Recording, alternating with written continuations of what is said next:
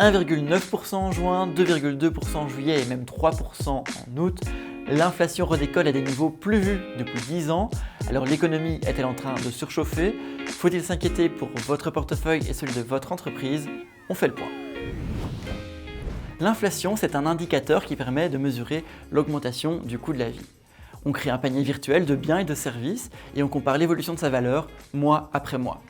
Si en septembre 2020 ce panier valait 200 € et qu'un an plus tard il vaut 210 €, eh bien l'inflation annuelle sera de 5%. Depuis 2013, l'inflation dans la zone euro est restée la plupart du temps sous les 2% et même souvent sous la barre du pourcent. En août, deux facteurs principaux peuvent expliquer ce fameux taux de 3%. Tout d'abord les soldes.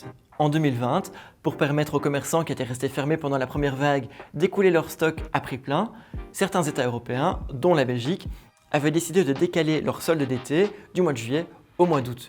Du coup, mécaniquement, les prix de certains biens étaient moins chers en août 2020, mois de solde, qu'en août 2021, mois sans solde.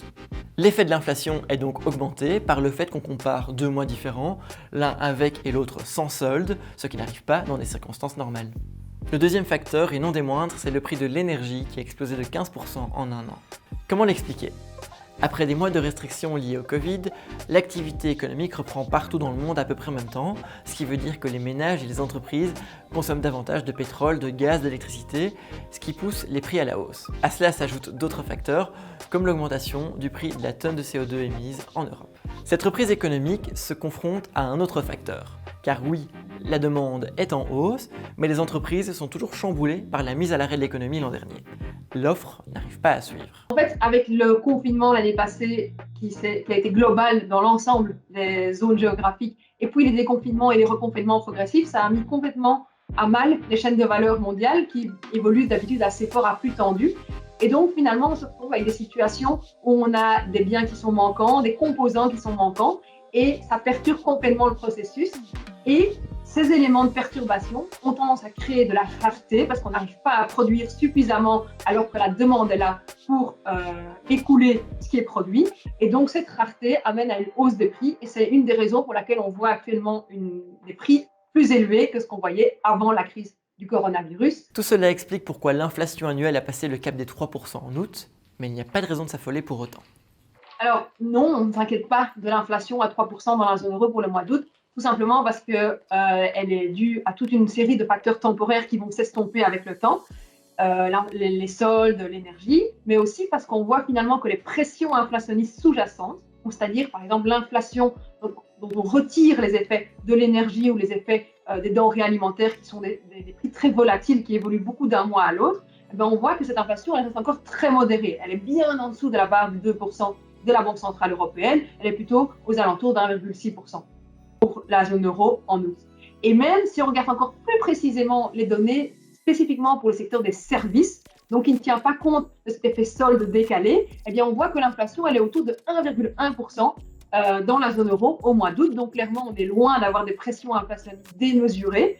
Mais du coup, quel est l'impact au quotidien de cette hausse des prix qui est bien réelle ?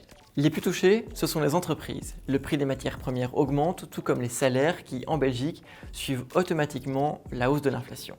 Autant de coûts qu'il faut absorber sans trop les répercuter sur le consommateur final, qui pourrait faire jouer la concurrence et aller voir ailleurs. Pour les investisseurs aussi, la situation pourrait être plus compliquée, mais pour d'autres raisons. Aux États-Unis, l'inflation est bien plus forte qu'en zone euro, ce qui devrait pousser la Réserve fédérale américaine à relever ses taux directeurs l'an prochain, ce qui pourrait rendre les actions moins compétitives par rapport à d'autres types d'investissements plus sûrs, comme les obligations, ce qui pourrait provoquer une correction en bourse. Et comme les marchés financiers sont interconnectés au niveau mondial, on peut s'attendre à sentir les répercussions jusqu'en Europe. La situation n'est pas meilleure pour les épargnants, dont l'argent va perdre de la valeur puisque les comptes épargne rapportent 0,11% ou un petit peu plus, ce qui est bien insuffisant pour compenser une inflation à 1, 2 voire 3%.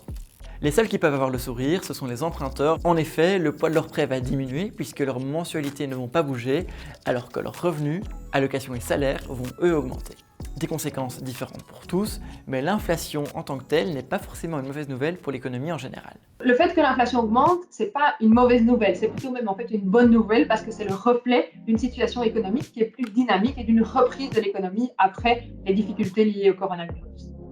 l'inflation augmente, mais elle n'atteint pas des niveaux démesurés. On est plutôt à une inflation qui est entre 1 et 2% et qui n'a pas l'air de monter dans les prochaines années. Nous, on estime par exemple que l'inflation, elle serait en moyenne de 1,9% en 2021, 1,7% en 2022, 1,6% en 2023. Donc, on est vraiment encore à des niveaux modérés qui sont toujours inférieurs à l'objectif de la Banque centrale européenne d'atteindre les 2%.